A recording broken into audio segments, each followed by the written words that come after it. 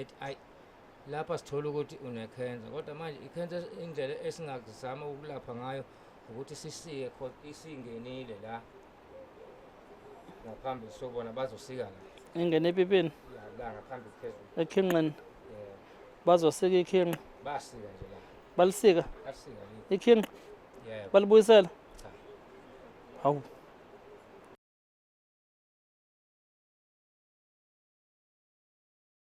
ayi hayi hawu ngiyashutha nje manje ngiyashutha nami sengishaya amathambo manje ayi sekubhodla bona abadala noma bangibethe ngabe nami sengishaya mina amathiwe ngahlola ngemali mina emhlophe futhi elami nje kuthiwa yini lento efakwa izangoma nenyanga likhwehle kuthiwa phephetha mina nje ngahlala nginesiqoqoqoqo nje futhi ufaka u5 rand hayi nabo ufaka emashumi ngithi yabo ofika ngithi phephetha faka u5 rand ukhwehla ngichithe bona phansi ngibuye ofikayo nje ngimlapha ngo5 rand faka u5 rand ngingagcina ngiyimillionaire kulabantu abagulana abafuna usizo ukuthulela cha joker nje ngane kwethu yabo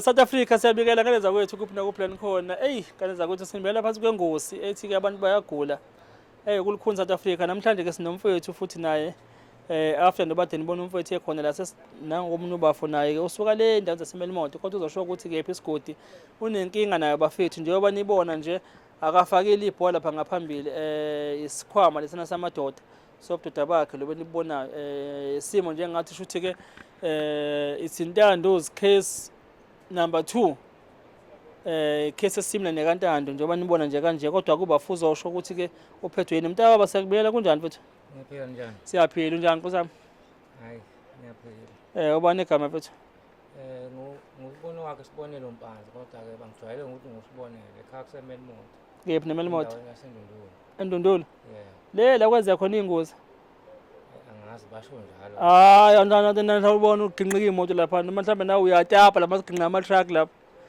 angiyena ke lo muntu otapa ngilomuntu ozama ukuyiphilela yena impilo yakhe yini pho uphike mangithi phela uyazi ingozi ziyenzeka lapha eNdundulu lapha ngisuke ngekho cha angishongo ukuthi usukukhona waxhuma kangaka nje sizwa ngithi hayi letsizwe le ingozi ngithi mina ziyenzeka lapha ngakini eNdundulu angithi hayi ziyenzeka awukaze nje uyibona ingozi eNdundulu hayi sinakho ukuyibona lezi ayipoke lapha nisusingane eginqa abantu lapha kufanele isuswe abanikazi bazo phela hayi awu nani phela numphakathi khona kufanele kube khona nikwenzayo uzovuma umuntu wakwesinye isibongo esuswe omunye umuntu wakwesinye isibongo nibadonse nibashiya le ehlathini ongcono kuzoshaya wena hayi abekhona abathakathi ngakini lapha noma balandipho umthakathi uyayiveza nje ngumthakathi baningi awusebevele noku TikTok la bathakathi ngibabone la ngithi yabo bengishe emathuneni la bavele bathi balanda izipoki la lo phela usuke kwenza kubona ukuthi kumfanele akalandeli banele zayipoke eginqa abantu lapha na ke eNdundulu okungcono ngaba zikho phela mawungakuthiwa khona umuntu okwazi kwenza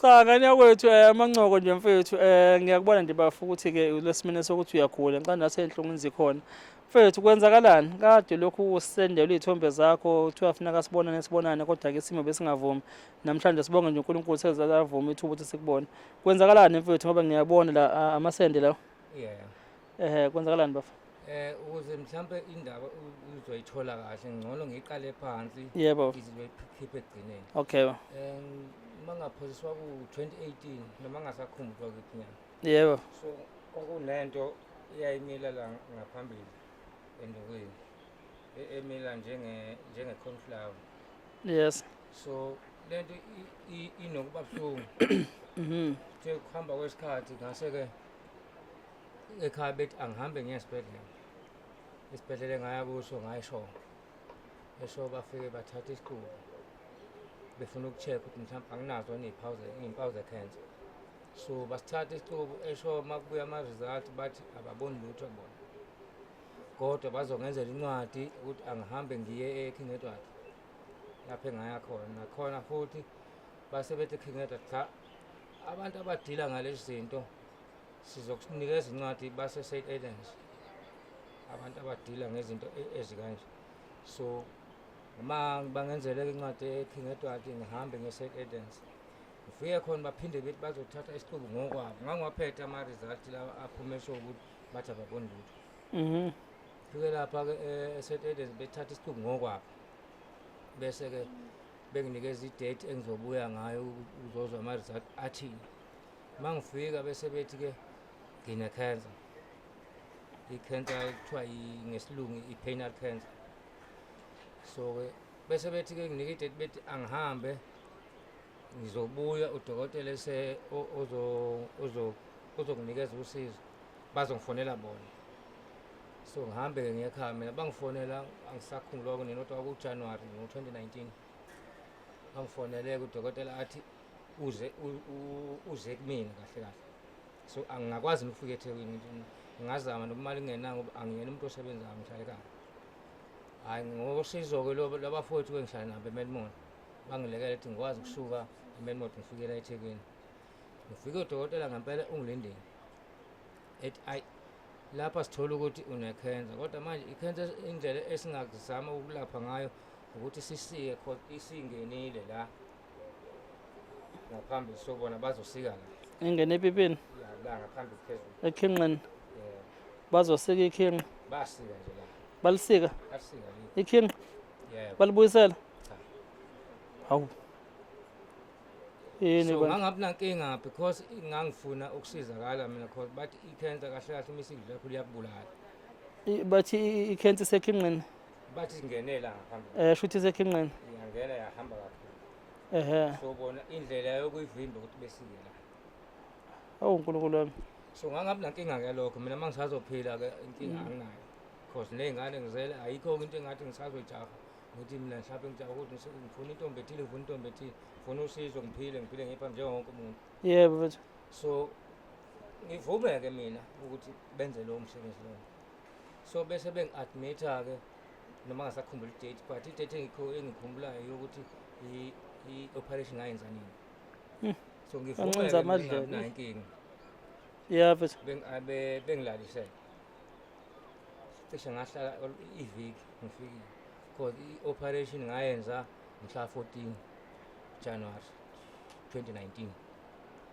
So mase ngiyenzile-ke ngiphume etheatre ngihambe ngiye wodini ngingabi nankinga operation lokususa ikhinqa sengiyenzile. okay yes So ngiphume ngingabi nankinga ukuthi ngangisebenzisa ipipe lokukhama ngisasesibhedlela. So mase ngiselokhuzile udokotela udani befika njalo ngosuku bezo-check ukuthi kuyaphola bethu ukuthi kuyaphola ngoba nala ey'mbilaphini bavulwa la because babethi kunamanzi anukayo lawo mazivele nami ngangiwabona ngilele wodini ayiphume. So mase kufika isikhathi bese bethi hayi wathi la manzi akhona uma iphuma kunesikala abasibekayo uma isemaningi abakudedile athi esemancane hayi base bethi hayi sesingakudedeli ekhaya. So bakhipha ipayipi elangifama ngayo into abayishiyayo zitishi lesezazila ngoba ngenzela incwadi ukuthi mase ngentala isikhathi ukuthi lezi zitishi ngihamba ngiyikhipha esibhedlela sangakithi. So hayi ngiphume mangaphoyiswa umhla 28 ngo-2019 January ngiphume bese bethi angidlulisa amasonto amabili bese ngihamba ngiyoqaqa lezi dishi lezi ngazadlulisa zaba amathathu-ke mina. Athi uma ngifike eshowe ngaveza incwadi engisuka nayo la e-St Edens ngaveza incwadi bafunda base bethi ayigibele embhedeni bayikhipha lezi iy'tishi akuzona lezi eziyintambo ilezi ey'ngama-clamp lezi bayikhipha sekupholile vele. Hhayi ngiphindele ekhaya angithi babethe-ke kufanele ngenze ama-follow up umntane engibuya kuzo-check-a kodwa lokho-ke ngakade ngenza i-treatment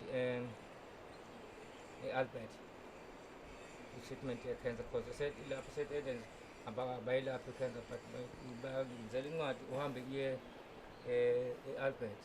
yes So ngaya e-Albert ngaqala ngangena lento okuthiwa i-chemotherapy ngayenza ngayiqeda base bethi-ke ekulandelayo kufanele ngenza lokhu okushiswa i-radiation bathi bazokunikeza iy'nsuku eziwu-31 iholidi nesabatha nesonto bakubali. Hhayi ngihambe-ke ngiye khona ngangena khona mangaphosi inkala ngaqala khona ukwenza i-radiation mhla 24 July ngawo 2019.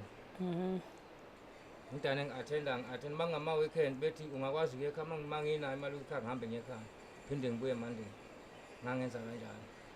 bayishisa kanjani le nto?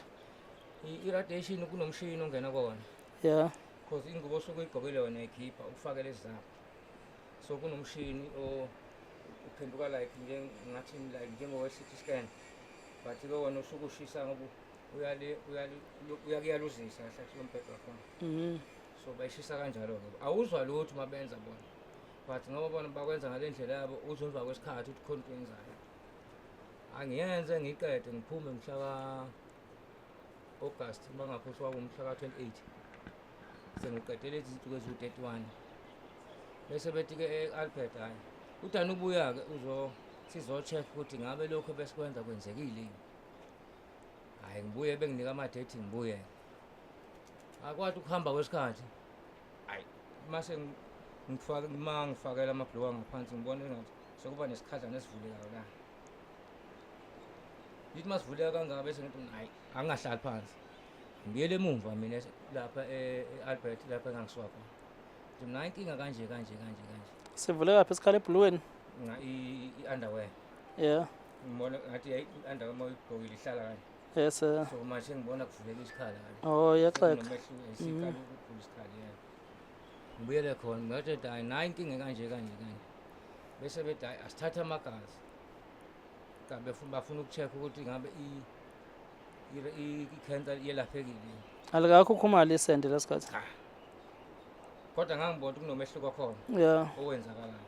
Kodwa ngeke kuvuleke isikhala la ngiyakwazi ukubona. Kusho ukuthi khona iphathi yomzimba ongesinye. akhukhumala Hhayi-ke bese ngibatshela kunenkinga nje bethatha amagazi bese bethi angibuye. Into ehluphayo-ke uma bekunikeza ama-date abakunika i-date manje seduzane. Mhlampe bakunika in 3 months time noma 6 months time. Abakunika i-date mhlampe kuleli sonto bekunike the following week. Hhayi ngihambe-ke bese ngiyabuya bese bethi hayi asiyiboni iy'mpawu ze-cancer kodwa manje asazi lento idalwa yini. Bengihambisa kwi-CT scan bese bethi hayi phindela esibhedlela esakuhlinzayo. Yibo abantu abadila ngalezi zinto. Uma ngifike e-St. Bese bethi e-St. Edens hawu yini ngithi mina nayo inkinga enginayo lapha e-Albert kuthiwa ngibuye la. Be-check-ke bona-ke bese bethi angihambe ngiyokwenza i-ultrasound e-King Edward. Ngihambe ngiyokwenza i-ultrasound e-King Edward. King Edward ifike bethi-ke kunento emilile ngaphakathi. Emilayo imila njenge-cornflower. sekubuya leya cornflower kuqala futhi? Basho nami bathi hayi imila njenge-cornflower lento. So ngibuye nayo lokhuza imiphumela le i-ultrasound ngibuya nayo ilokhu King Edward ngiyilethe la e-St. Edens. Befike beyifunde bese ibhalwe inamba angikwazi ukuyibona mina. Bese bethi hayi kunento emilile so kuzodinga wenze i-operation. Ngithi oh hayi inkinga. Njengoba ngisho ngithi benza ama-date akude. Abayenza i-date eseduze ngisho isimo besibona ukuthi sica kanjani sinjani. So hayi kulungile bese ngibuyele ekhaya benginika i-date bethi wobuya ngibuye. Odokotela-ke bedane bengihlehlisa. Angibona odokotela yedwa mhlawumbe namhlanje ngibonwa yilo kusasa ngibona yilo bese ethi hayi la ngcono sihlangane singodokotela wena ufuna kwenzeke njani. Ngithi mina ngenizama ukungipompa bethi hayi lento ayikwazi ukupompeka because hayi iqinile yona manje ayikwazi ukupompeka. Ngithi mina hayi kwayona i-operation anginankinga kodwa manje ugcina ngisizakele. Bethi hayi basazohlangana bengodokotela nodokotela wakwa-plastic. Uma ngifika bethi ngeke bekwazi ukwenza i-operation bona. Yini na? Bethi lento uma benza i-operation ngeke ziphole sidale kuyoba isilonda esingapholi impilo yami yonke. Ngithi pho kuzokwenzeka kanjani? Bethi angihambe ngenze kuthiwa yi-pressure garment angikwazi ngesizulu ngakubeka ngithini. Ngihambe e-King Edward bayenze lento bayenza ngendwangu. Kuyindwangu bafike bekala beyithunge lento bathi lento isiza ekutheni izokubamba i-cold lento. Ngayigqoka usuku olulodwa embili ngathi lento iyasinda so indwangu yabo le iyastretcha. Igcina le ndwangu futhi uyifakile nje awuyifakile ayisizi lutho kodwa isistretchile siyayilengela. Ngiphindele eKing Edward mina hayibo nayi lento ayingisizakali mina kufanele ngenzeni bethi bona iking endoda asiyenzi lento kabili thina kumuntu phindela hambe lapha eSt Edens ufike ubatshele ukuthi abakwenzele bona ufike lapha eSt Edens bethi abanayo i-material yokwenza lento angihambe ngesibhedlela sangakithi isiphi isibhedlela seduze ngithi imbili Magwaza iseshowe mangisendundulu ngiye kuloma isiphi bengenzela incwadi kaMagwaza mangifika kaMagwaza ngithole i-OT kuthiwa ngazi yini OT kodwa ethi la sisi la kwaMagwaza thina asinayo i-material yokwenza yona hamba uye ekhaya sizokufonela sazozama ukuqhubana nabaseshowe sizi ukuthi bona hayi bekulekelelini angihambe ngekhaya ngilinde ucingo lwabo cishe kwaphela inyanga ngilinde ucingo lwabo ngathi ngisuka ngangiphindela khona futhi ngangaya kwaMagwaza ngeza la eSt Edens bafika babuza lapho kwathiwani kwaMagwaza ngithi bafika bathi abanayo i-material wona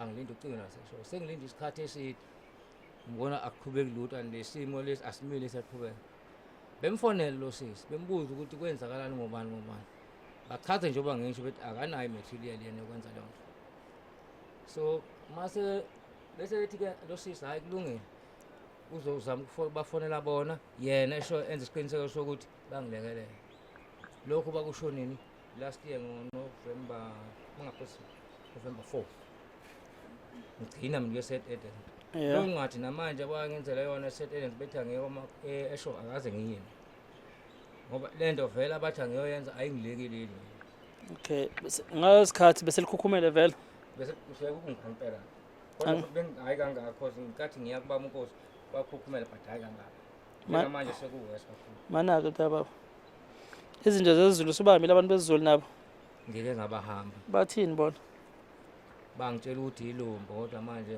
bethi ayithathe nayo imbize ukuthi izokulekelela ngikhiphe imali mina ngisebenzise imithi yakhona kungenzeki lutho ngishintshe ngiye komunye naye ephinde esho same story ngikhiphe imali anginike imbizo umuntu ezinye ngize ngiyitshinge sezindala ngoba ayisebenzise bavele kungabe imbizo engakusiza uphi lo wakuseka ikhinga kuseSt Edens lapho engaseka khona angimazi ukuthi ubani uthini manje bathi ngeke beze bengihlenze bona ngoba ngeke izikholele cha baphela ngithi nje babeseka ikhinga babethi bavimba ngithi ngeke saqhubeka lento babesho nami lingakho khumali isendele belingaka okusho ukuthi okungenzeka ukuthi bakusikela imali ikhinga usho ukuthi kwenza ngamalo kodwa usiza ngani manje kunjani naphambili kufana nepeni lomsezi nerabha ngemuva awukuthama nginayo inkinga ngekhamera cha baphela ngithi nje belingasekho kwasika nje kanje lonke ikhanda la kholutho nje kanje ikhanda nje yonke angisho ukuthi alibona ipeni lomsezi angithi alibona ngemuva imali nerabha imali ngenerabha ukuthi lithe nje kahle siyabona basika kanti ikhoma zikanje yes basika eduze la ikhoma bafe basika la baseke ipipi khipha nje yonke into ngingasho nje complete alisekho nje lonke after usubona ikhesi kaNtando ngoba phela ikhesi kaNtando isimile nekhesi yakho yabo it's one and the same yabo wabanjani yini yakufela emqondweni ubona uNtando ukuthi nangu sehlinziwe yabo ngasizwa ke njengoba ngisho nangu ubhuti engihamba naye yebo noma kungeyena ke wangitholela kodwa usizo ngalithola kubona because bangibheka ifoni ngangenayo mina lezi inkundla zokuxhumana bangitholela inamba Dr. Nkosi kababa Nkosi kuqala iyona engayithola kuqala okay yes kwasho ukuthi ngasho isikhathi ayikhona amasenti ngakwazi ngomfonela ubaba Nkosi yeah ngimfonele ngimtshela ngubani wasibani ngowasemelimoto ngokuhlala nginenkinga kanje bese ubaba Nkosi hayi ake ngifike kuye mangikuthi ngisemelimoto lapha asebenzela khona kuseduze eNewcastle angithi mina ngizofika ngiye kuye mhla ka 11 December ubaba Nkosi ngifike lapha hayi ngangena ereception kanti vele wayivele engilindile noma babe khona abanye but wayengilinde kwangisuka kuhle yeah mangifika lapha la ke bese eya check ubaba Nkosi ebuze ukuthi ngikathi ngake ngane cancer kanje but thema sengenza i-follow up kodokotela bangitshela ukuthi asisekho impawu zecancer kodwa inkinga ile ngoba i-ultrasound ikhomba ukuthi kumilile ngaphakathi wase check ubaba Nkosi wayesethi kahle usizo kanje ngingakuzama ngiyakulekelela ukuthi ngiyibuyisele esimeni lento yes kodwa ke njengodokotela oyimele uzodinga ukuthi kube nemali engiyikhokhayo engango 30,000 30. yebo 30. Yeah. So ukwenza le umsebenzi wakhe i-procedure yakhe yonke kuzoba 30,000. Mhm. Bese kuthi imali engiyongena ngayo mhla ngiyo-admit kuba 904 rand. Ngoba wangenzela incwadi ikhona lapha esikhwameni. Usho 30,000. Yebo ikhona lapha. Cela ungikhiphele. U30. Bafo u30,000. U30. Hayi. U30 noma u300,000 malini?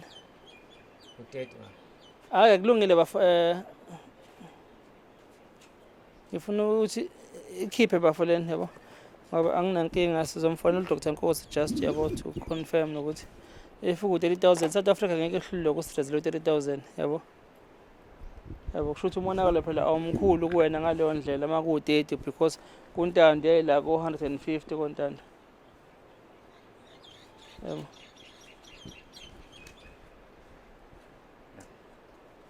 Okay. Okay. Lo leli phepha leli elama-bank details zakhe. If ule mali senginayo. Okay, no, it's fine. Sizombuza uDr Nkosi. South Africa, umfowethu ke imali ayidingayo nansi it's been confirmed it's 30,000. Bengithi mina WhatsApp u300,000. It's 30,000 ukuthi ke enze le surgery uDr Nkosi amenzele yona. And ngala ngezansi ukuthi imali yongena esibhedlela u904 rand. Imali admission lesibhedlela. But ke will verify to Dr Nkosi again yabo. Fethu awucele kubantu South Africa la nasemhlabeni abangakulekelela ngemali mhlawumbe inamba yakho yocingo uyisho nabafisa ukudonate bazokuthola kephi bafa. Khuluma nabo mfethu. South Africa yonke nomphakathi wonke nawo wonke umuntu ongakwazi ukungilekelela mina ngusibonelo kwaMpanzi ngaseMelmore. Ekhaya kuseNdundulu. Ngicela usizo lwemali ukuze ngikwazi ubaba uNkosi angilekele kule simo engiphila ngaphansi kwaso ngoba wathi engakwazi ukungenzela ukuze nami ngibuyele esimeni njengawo wonke umphakathi. Ongakwazi ukungilekelela angichase lokho anakho mina ngiyabonga ngoba ngiwumuntu ongasebenzi. Kodwa manje ngesimo sokugula ngicela ukuthi umuntu wonke onakho angilekelele angakwazi ukungilekelela ngakho ukuze nami ngizophila njengawo wonke umuntu. Mina-ke njengoba ngusibonelo ngitholakala ocingweni oluthi 072 44 32854 072 44 32854. Okay baf akuphumbomva akho lutho. Aphumi lutho. Sometimes kwesinye isikhathi nginakho ukuthi mangihlezi ngingenzi lutho. Yebo. Sengibuka ukuthi kwenzakalani. Sometimes vele qine. Velila ngibona kuthambile. Uthambile. Ungazi ufisa ukubhoboza ke nalithi mawukuthi uyakwazi manje ke kuhlungu hayi mshaya. Ngabhoboza amasende kunalethi phela inkingi. Ngiyokufika ngiyacabanga phela uma ufuna ukwazi ukuthi khonana nje umuntu usuke ephethwe yithu. Uthambile la ngiyaqina angazi ukwenziwa yini. Okay, no, uzosipha i-experience yakhe na uNtando kunina babili bafethu ukuthi yipi mhlawumbe i-experience nayo kulezi zinto enichazayo nibhekana nazo ukuthi mhlawumbe kunje nakena ngabe kwakwenzeka yini. Njengamanje mfethu abantu lapha eMelmore banjani ukureacta esimeni sakhe mabehlangana nawe mhlawumbe uzwelo ngoba hey banakho ke impela lokho ngoba omunye ngokuhlala ngihlala ethuba lethu mina. Omunye impela wakwakhuluma ngizwe kwasho ukuthi ngiyehla. Ethi awubonile abantu abagibela abafazi babantu kuphetha kanje. Angathuli kwasho ukuthi umuntu ngiyambona ngiyamazi futhi. Kodwa ngeke ngikhulume namanje ngikhuluma. Emotweni mangigibela sengiyangikhetha indawo. Uthi ngifuna ukuhlala la ngoba ngiyazi mangehla ngiphazamisa imoto. Ekho umuntu ozolokho ebukana nami ethi umbone lokhu kunjani.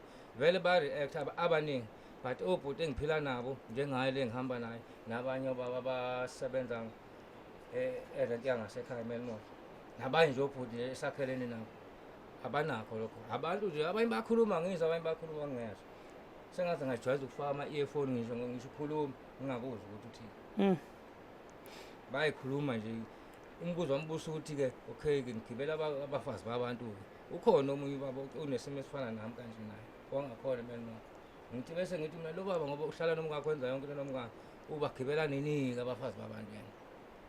ingane nayo Nginaso ingane. hlana zekhaya Zihlala ekhaya mina ngoba ngimuntu othanda ukuphanda ngingabikho ekhaya. zithini isimo sikanje kubaba? Ingane ziyamukela isimo noma wengane wakasemukela isimo. Nisayindaweni mama ngani?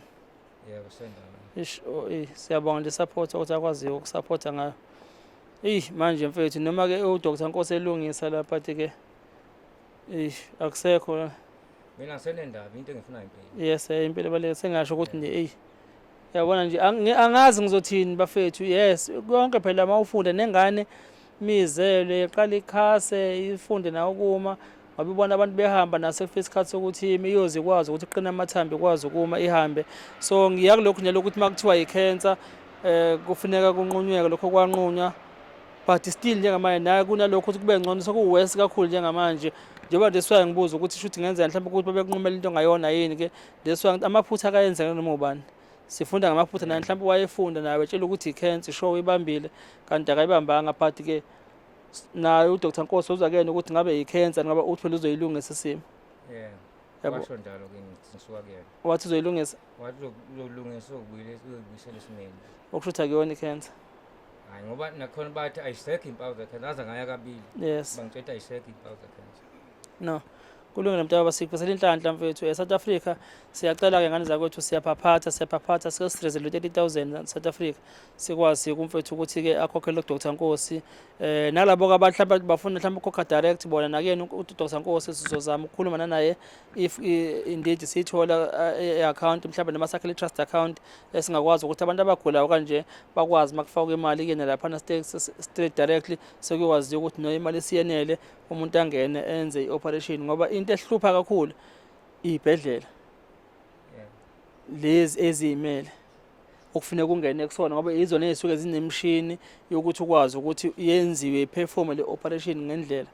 Akufani nje ukuthi imbuzi singayihlinzela ngisho lapha etshanini phansi kwezihlahla yabo ngoba naye une-surgery yakhe eceleni kodwa akanayo le mshini edingakalayo ukuthi makufuneka aperform yabo le process ayenze kuyona. That's why ke kufuneka manje uyobhukhelwa lezi izibhedlela yena afike-ke nolwazi lakhe nakulaba asuke esebenza labo phela engayedwa yabo basuke baningi onesi laphana but nizoxoxa na uNtando mhlawumbe nanitshele ukuthi kwakunjani yabo. But ke kuyezwakala kodwa ukuthi 30,000 I think yabo singakwazi South Africa ukuhlanganisa. Ikhona incwadi owangenzela uDr Nkosi yaseDandi. Yebo.